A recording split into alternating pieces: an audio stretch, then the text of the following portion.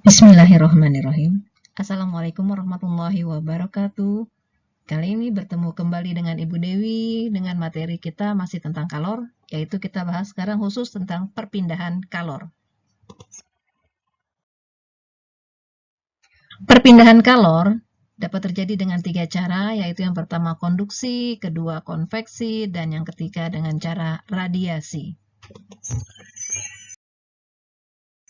Yang pertama, dengan cara konduksi. Konduksi artinya perpindahan panas melalui bahan tanpa disertai perpindahan partikel-partikel bahan tersebut. Ya, contohnya ketika kalian menyetrika baju atau pakaian, panas dari setrika ini akan berpindah ke pakaian yang kamu setrika. Nah, perpindahan panas ini terjadi hanya pindah panasnya saja melalui perantara, yaitu melalui baju dan setrikaannya ini, tapi tanpa disertai perpindahan partikel-partikel dari setrikaannya sendiri. Jadi yang berpindah hanya panasnya saja, ya. Begitupun ketika kita memanaskan panci, misalkan di atas api kompor, maka panas dari api ini akan berpindah ke panci dan kemudian terjadi perpindahan panas pula dari bagian bawah panci kemudian ke seluruh bagian panci, termasuk ke bagian gagang yang kita pegang. Kalau terbuat dari sama-sama dari logam juga ya akan terasa panas. Nah, perpindahan kalor atau perpindahan panas ini dapat terjadi tanpa ada perpindahan partikel-partikel bahannya. Ya, itu namanya konduksi. Berdasarkan itu, benda dibagi menjadi dua, ya, berdasarkan kemampuannya menghantarkan panas, yaitu konduktor. Konduktor adalah bahan yang bisa menghantarkan panas dengan baik, dan isolator adalah yang tidak dapat menghantarkan panas atau yang menghantarkan panas yang secara buruk, ya, tidak bagus untuk menghantarkan panas gitu ya. Untuk yang konduktor sendiri ada beberapa bahan di sini, misalkan di sini ada timbal, baja, aluminium, emas, tembaga, perak. Nah, semakin ke kanan ke arah tanda panah ini, maka ini kemampuan menghantarkan kalornya semakin baik. Untuk yang isolator juga ada beberapa di sini, contohnya air, bata, kayu, styrofoam, udara, dan ruang hampa. Ya, yang semakin buruk untuk menghantarkan kalor itu semakin ke kanan, berarti ini kemampuannya semakin buruk atau bisa dibilang semakin sulit untuk menghantarkan panas.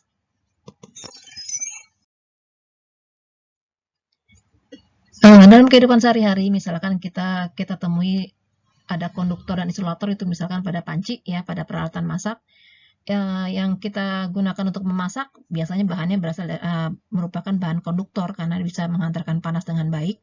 Ya, sedangkan yang gagangnya yang kita pegang supaya tidak terasa panas, maka biasanya dipakai bahan-bahan dari isolator, ya, seperti kayu misalkan di sini, supaya panasnya tidak terasa ketika kita memegang panci ini.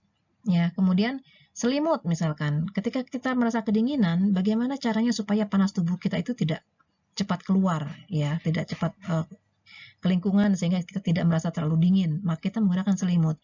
Ketika kita menggunakan selimut ini, ketika kita di bawah selimut, maka panas dari tubuh kita itu akan lebih tertahan di dalam selimut sehingga kita lebih terasa hangat, ya. Maka di sini selimut sebagai isolator karena dia merupakan penghantar panas yang buruk, ya, atau tidak bisa menghantarkan panas. Kemudian yang kedua adalah cara konveksi. Konveksi adalah perpindahan panas dari satu benda ke benda lain bersama dengan gerak partikel-partikel bendanya. Contoh, ketika kita memanaskan air di atas kompor, ya, airnya kita taruh di panci, kemudian kita taruh di atas api yang menyala di kompor. Pertama, dari panas dari api ini sendiri sampai ke bagian bawah panci. Nah, perpindahan panas ini disebut dengan konduksi, di mana kemudian panas itu kemudian menyebar ke seluruh bagian panci, ya, berpindah ke seluruh bagian panci. Itu konduksi. Nah, dari panci ini kemudian panas berpindah ke air. Nah, ketika terkena air panasnya, kemudian partikel-partikel air ini mulai bergerak. Ya, kita tahu bahwa setiap zat itu bisa terdiri dari partikel-partikel, ya, bagian terkecilnya. Kalau kita gambarkan, maka di sini kita lihat ini adalah partikel-partikel air yang bergerak. Tanda panah ini menunjukkan pergerakannya, ya. Ketika air di bagian bawah yang terkena panas lebih dulu, itu kemudian akan air tersebut panas, kemudian rapat jenisnya menjadi lebih kecil sehingga air ini akan bergerak ke atas.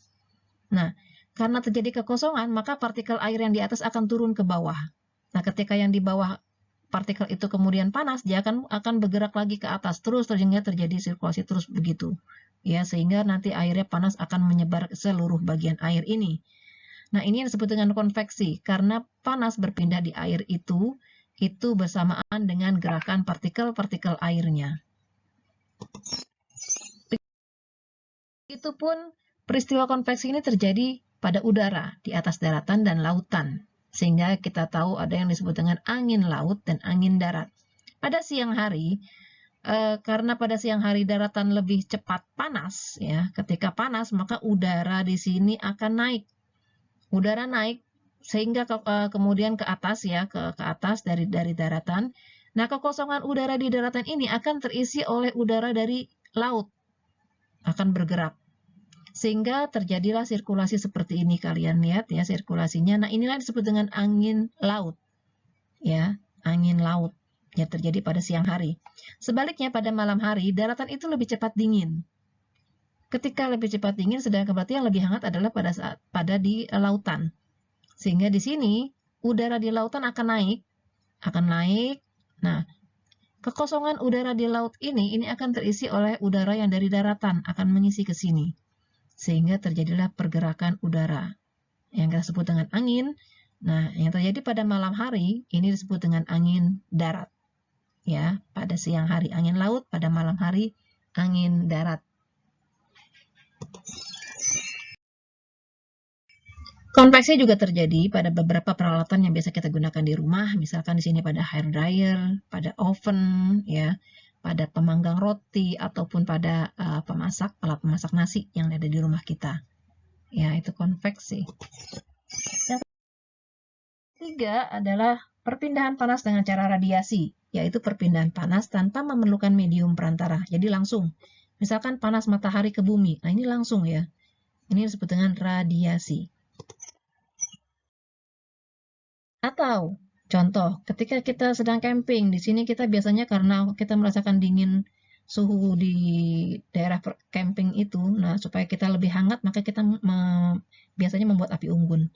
Nah, ketika kita berada di sekitar api unggun, kita merasa lebih hangat. Kenapa? Karena terjadi radiasi perpindahan panas dari api yang ada di api unggun itu ke tubuh kita atau ke kulit kita, sehingga kita menjadi lebih hangat, ya.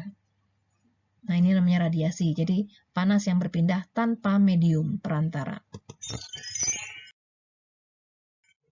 Nah, setiap benda dapat memancarkan atau menyerap radiasi kalor dari lingkungannya. Ya, ternyata itu dipengaruhi oleh suhu bendanya dan warna benda. Kita lihat, pada benda yang panas, ternyata dia akan meradiasikan panasnya ke lingkungan. Jadi, semakin panas bendanya, maka semakin besar kalor yang diradiasikan ke lingkungannya.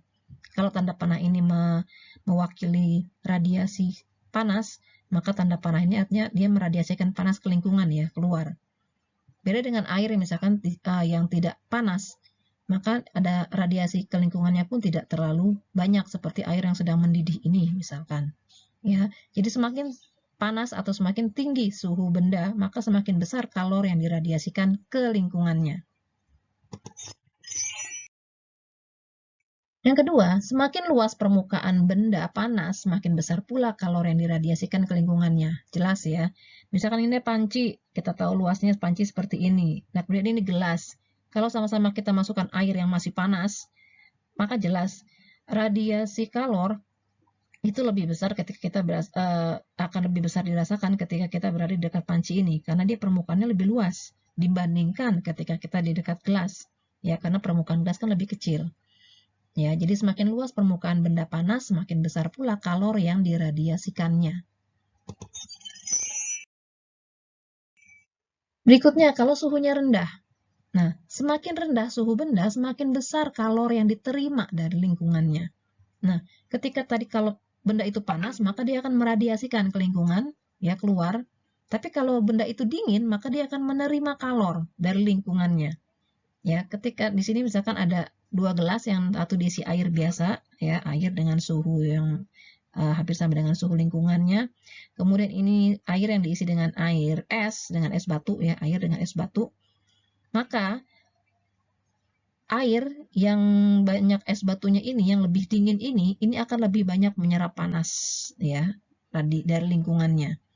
Sedangkan yang air yang dengan suhu yang lebih tinggi daripada es ini, artinya dengan suhu yang hampir sama dengan lingkungan, ini hanya sedikit ya menerima kalor dari lingkungannya. Jadi semakin dingin atau semakin rendah suhunya, makin besar kalor yang diterimanya. Kemudian warna. Warna ternyata juga mempengaruhi besar kecilnya kalor yang diterima atau diradiasikan. Misal, kita punya panci yang warnanya hitam dan panci warna putih. Anggaplah ini diameternya sama ya, diameter pancinya. Ternyata, ketika dua panci ini sama-sama dalam keadaan panas, ketika kita ada di dekat panci hitam, itu nyatanya lebih terasa lebih hangat dibandingkan kita di dekat panci yang warnanya putih. Kenapa? Ternyata semakin gelap benda yang panas, itu semakin besar kalor yang diradiasikan ke lingkungan.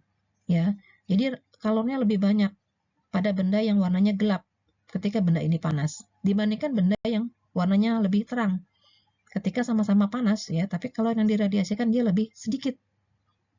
Ya, jadi semakin gelap benda, semakin besar kalor yang diradiasikan ketika benda itu panas. Baliknya, ketika bendanya dingin, ternyata yang warna gelap juga semakin banyak menerima kalor dari lingkungannya. Ya, semakin gelap benda yang terasa dingin, makin besar kalor yang diterima dari lingkungannya. Jadi kalau pancinya warna hitam, misalkan di sini ini warna putih, ketika benda ini sama-sama dingin, yang warna hitam ini ternyata lebih banyak menerima kalor dari lingkungannya dibandingkan yang warna putih.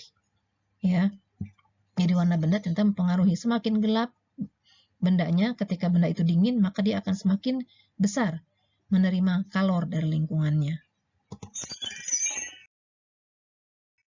Oke, sekian penjelasan dari saya. Semoga dapat membantu kalian untuk lebih memahami tentang perpindahan kalor. Sekian dan terima kasih. Wassalamualaikum warahmatullahi wabarakatuh.